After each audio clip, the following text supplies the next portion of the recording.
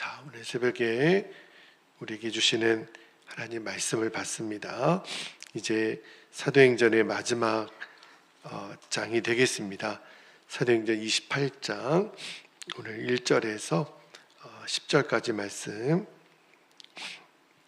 한 절씩 말씀을 교독하여 받겠습니다. 1절 제가 먼저 읽겠습니다. 우리가 구조된 후에 안즉 그 섬은 멜리데라 하더라. 비가 오고 날이 차매 원주민들이 우리에게 특별한 동정을 하여 불을 피워 우리를 다 영접하더라. 바울이 나무 한 묶음을 거두어 불에 넣으니 뜨거움으로 말미암아 독사가 나와 그 손을 물고 있는지라. 원주민들이 이 짐승이 그 손에 매달려 있음을 보고 서로 말하되 진실로 이 사람은 살인한 자로다. 바다에서는 구조를 받았으나 공의가 그를 살지 못하게 함이로다 하더니 바울이 그 짐승을 불에 떨어버림에 조금도 상함이 없더라.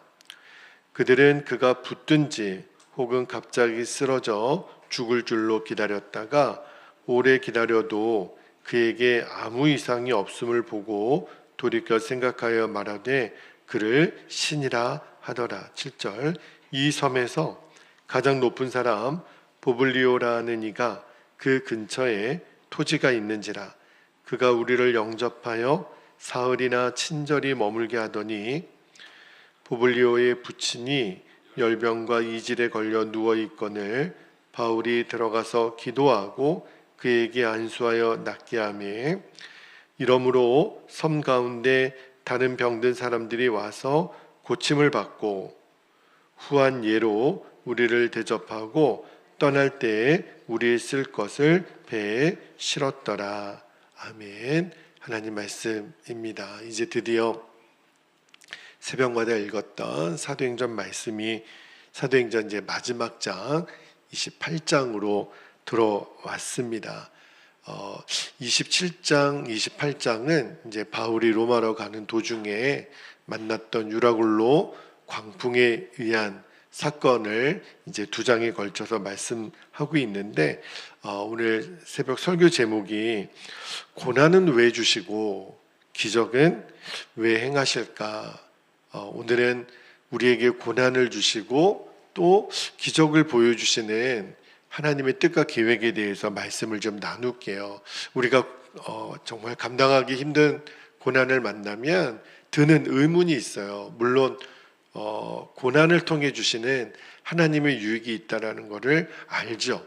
그런데 우리 생각에 그래도 이왕이면 이 고난 자체를 아예 안 주실 수는 없으실까 하는 게 이제 우리 편의 생각이에요.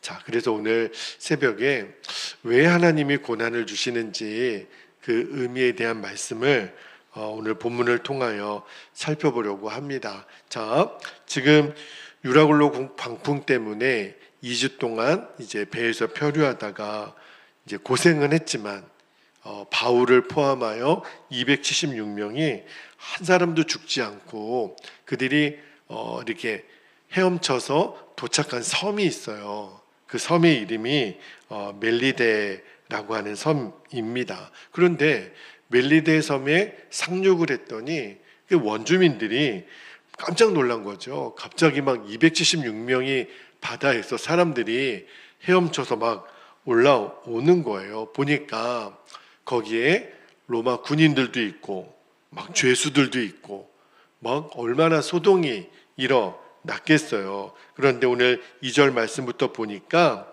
날이 굉장히 추웠던 것 같아요. 그리고 이 조난당한 사람들 막 비도 오고 막 그러니까 불을 피워줍니다.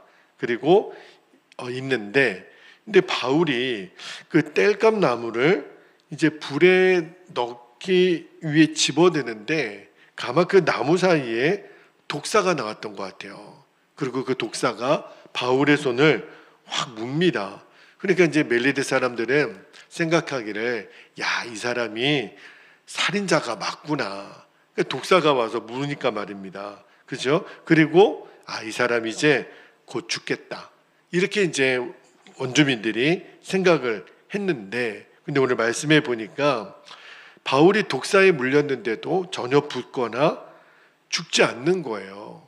그러니까 이 사람들이 희한하게 생각한 거죠. 그리고 이제 태도가 180도 바뀌어서 바울을 뭐라고 불렀다 그래요? 신으로 부르는 거예요.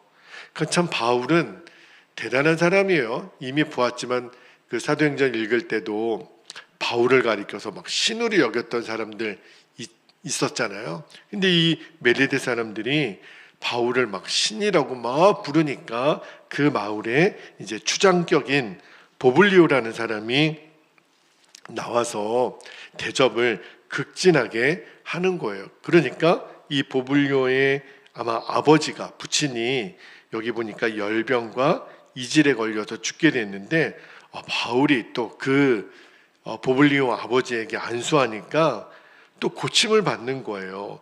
또 그거를 보고 이 멜리데 사람 섬 사람들이 너도 나도 와서 바울을 통해 이제 고침을 받았다 하는 게 이제 오늘 본문의 내용이에요. 그러니까 이제 이 멜리데 섬에 있는 사람들이 태도가 완전히 바뀌었죠. 처음에는 이렇게 좀 경계하는 눈치였는데, 근데 막 바울이 독사에 물려도 죽지도 않아요. 그리고 보블리오 그 아버지의 병도 고쳐요. 또 마을 사람들의 병을 막 고치니까 막 음식도 대접하고 이제 떠날 때 옷도 대접해주고 그런 내용이 이제 오늘 본문의 내용인데, 자 여러분 계속해서 기적의 연속이에요.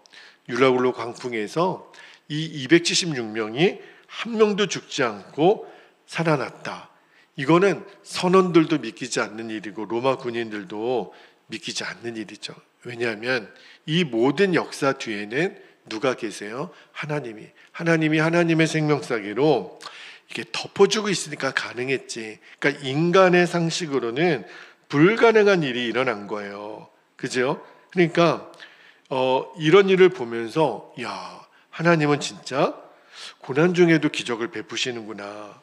하나님의 사람을 보호하시고 또 도우시는 거를 우리가 지금 보고 있잖아요. 그런데 제가 설교 서두에 말씀드린 것처럼 아예 그렇죠, 이런 기적을 베푸시기 전에 아예 그 광풍을 만나는 고난을 안 만나면 좋지 않았을까? 여전히 우리 안에 그런 의문이 있어요. 물론 이제 이 선원들은요, 이 겨울 무리하게 항해를 했다 그랬죠. 왜냐하면 빨리 큰 항구로 가서 그들은 아마 유흥가를 가려고 했던 의도가 있었어요. 근데 그랬다 하더라도 하나님께서 이제 바울이 있으니까 이 베닉스 항구까지 잘 가서 거기서 이제 편안하게 있다가 로마까지 가면 좋잖아요. 그런데 이 말씀을 잘 보면 언제는 풍랑을 일게 하시더니 그리고 겨우 또 목숨을 살려주신 후에 또 멜리데에 가서 또 기적이 일어나는 거예요. 뱀에 물려도 죽지도 않고 병든 자들을 막 고치게 하고 잘 대접받고 또 로마로 가게 하는, 너무 복잡해요. 그냥 처음부터 이런 과정 없이 그냥 스무스하게 로마로 가게 할 수도 있잖아요. 그런데 여러분, 하나님이 행하시는 일에는 결국 우연은 없잖아요. 하나님의 허락하심이 아니면 되어지는 일은 없거든요. 그렇다면 왜 하나님은 고난도 주시고 또 기적도 주시나? 하나님의 특별한 섭리가 있다는 거예요. 그래서 우리가 앞으로 인생에서 고난을 만날 때도 또 정말 바울에게는 놀라운 기적이 계속 연속적으로 나타나잖아요. 이 276명이 다 살고 또 멜리데 섬에서의 이 놀라운 기적은 도대체 뭐냔 말이에요.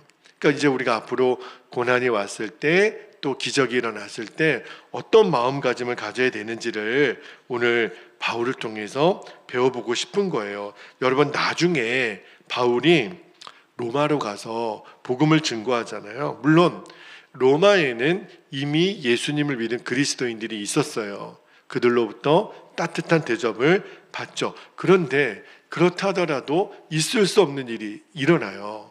오늘 읽지는 않았는데, 자 28장 16절을 한번 볼게요. 16절에 보니까 이렇게 말합니다. 우리가 로마에 들어가니 바울에게는 자기를 지키게 한 군인과 함께 따로 있게 허락하더라 그랬어요. 여러분, 지금 바울은 로마에 가서 재판을 받아야 되는 죄수예요. 그런데 마지막 28장을 잘 읽어보면 이상하다, 바울이 죄수 맞아? 왜냐하면 되게 자유로워요. 하고 싶은 거 다 하고 복음도 다 전하고, 그리고 게다가 뭐 구속된 상태가 아니에요. 그러니까 오늘날로 치면 그냥 자택에 있고 하고 싶은 거 다 하고 돌아다니고 싶은 거 다 하고, 다만 옆에 군인 하나 쫓아다니는 거예요. 그러니까 이게 죄수인지 자유인인지 구분이 안 돼요. 게다가 23절 말씀도 한번 볼게요. 전도도 마음껏 해요. 23절에 보니까 그들이 날짜를 정하고 그가 유숙하는 집에 많이 오니 바울이 아침부터 저녁까지 강론하여 하나님의 나라를 증언하고 모세의 율법과 선지자의 말을 가지고 예수에 대하여 권하더라. 후회 없이 전도합니다. 바울이 정말 로마에 와서 그가 꿈꿨던, 내가 로마에 가서 복음을 전해야 되는데 정말 원 없이 복음을 전해요. 바울은 로마에 처음 온 거예요. 일가 친척도 없어요. 살았던 적도 없고, 게다가 이제 가이사 앞에서 재판을 받아야 되는 신분인데 어떻게 이런 모든 일이 가능할까? 로마에서 진짜 원 없이 마음껏 전하는데 여러분, 어떻게 이 일이 가능했을까요? 바울을 아는 사람도 없어요. 그런데 이 일이 가능했던 일이 바로 유라굴로 광풍을 만났던 일 때문에 가능했던 거예요. 자, 그 배 몇 명이 같이 타요? 바울 외에 275명이 함께 탔잖아요. 그들이 이제 로마에 도착한 다음에 바울에 대해서 막 이야기를 하지 않았겠어요? 그들이 그 유라굴로 광풍 앞에서 살아났던 이야기를, 그리고 그 살아날 수 있었던 그 원인이 바로 바울이 믿는 하나님이었기 때문에 그 배에서 멜리데 섬에서 일어났던 하나님의 역사, 그리고 바울이 증거했던 예수 그리스도의 복음을 그 배에 함께 탔던 275명이 막 떠들고 다니는 거예요. 바울, 이 사람 보통 사람이 아니에요. 정말 하나님 살아계시고 이 바울은 하나님의 사람이고 바울이 전하는 복음의 능력은 엄청난 능력이 있어요. 이거를 그들이 경험했고 막 말하고 다니는 거예요.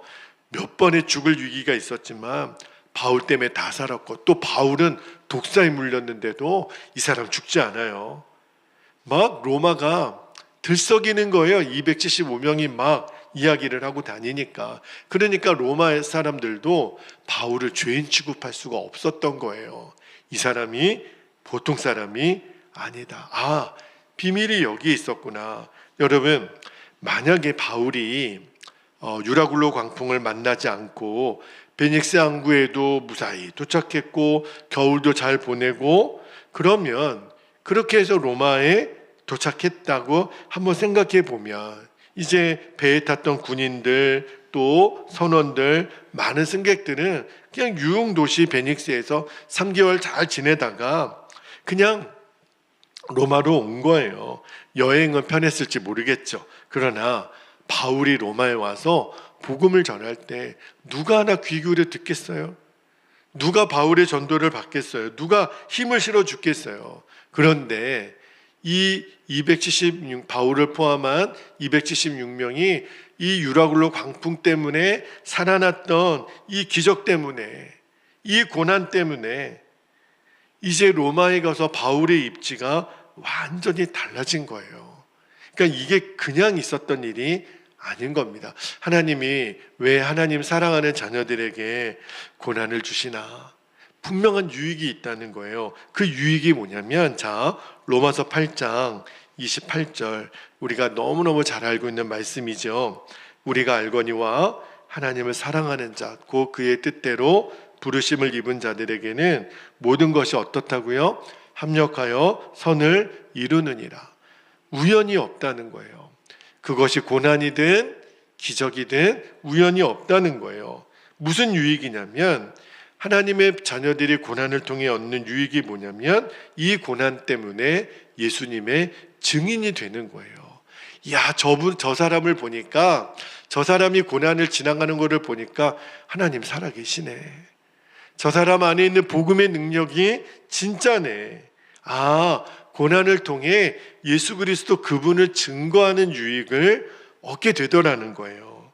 그러면 기적도 왜 일으키실까요? 기적도 똑같아요.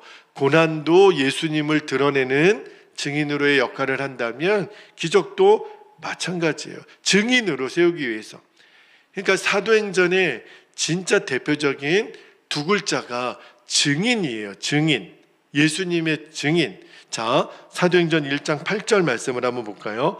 사도행전 1장 8절에 오직 성령이 너희에게 임하시면 너희가 권능을 받고 예루살렘과 온 유대와 사마리아와 땅끝까지 이르러 내 뭐가 된다고요? 증인이 되리라. 예수님의 증인이 되리라 하시니라. 그러니까 고난도 기적도 왜 주시냐면 너희들이 내 증인 되라는 거예요. 여러분, 하나님께서 바울 외에 275명 다 살려주셨어요. 그 배에는 별의별 사람들이 다 있었다 그랬잖아요. 정말 너무너무 질이 안 좋은 사람, 그죠? 그 군인들도 있었고 그 극악무도한 죄수들도 많았다는 거예요. 그런데 가만히 보면 하나님은 한 사람도 버리지 않고 다 살려주세요. 우리 생각에는 아유 저 죽어도 쌀 사람, 이런 사람들이 우리 주변에도 있잖아요. 그죠? 우리도 그렇게 말하는 사람들, 저 사람은 차라리 죽는 게 낫지, 이렇게 말하고 싶은 사람들이 있잖아요. 그런데 하나님은 이 275명 다 살리세요. 왜 그럴까요? 그들로 하여금 예수님의 증인 삼으시려는 거예요. 여러분, 예를 들어 그들 중에 막 진짜 손가락질 받는 흉악무도한 사람이 있었다고 한번 생각해 보면, 그런데 그 사람도 그 276명, 5명 중에 한 사람이 그 흉악한 사람도 막 떠들고 다니는 거예요. 야, 희한한 일도 다 있네. 내가 이 유라굴로 광풍 때문에 배에서 일어났던 일을, 그 사람이 되게 악한 사람이에요. 그런데 바울이 전한 복음, 바울이 성찬을 행하고 다 산다 그러고 하나님을 믿으라 그러고, 그리고 저 멜리데 섬에서도 그 사람이 독사에 물렸는데도 죽지도 않고 막 사람을 고쳐내고 막 복음을 전하는데 그게 다 사실이더라는 거예요. 그 악한 사람이지만 그가 예수님을 증언하는 그 증인이 되는 거예요. 여러분, 이게 하나님의 계획이라는 거예요. 여러분, 하나님은 이 세상에 단 한 사람도 소홀히 생각하는 사람이 없으시다는 거예요. 하나님의 눈에는 이 세상에 쓸데없는 사람은 아무도 없다는 거예요. 어느 누구도 하나님 손에만 붙들리면 예수님의 증인이 되게 하신다는 거예요.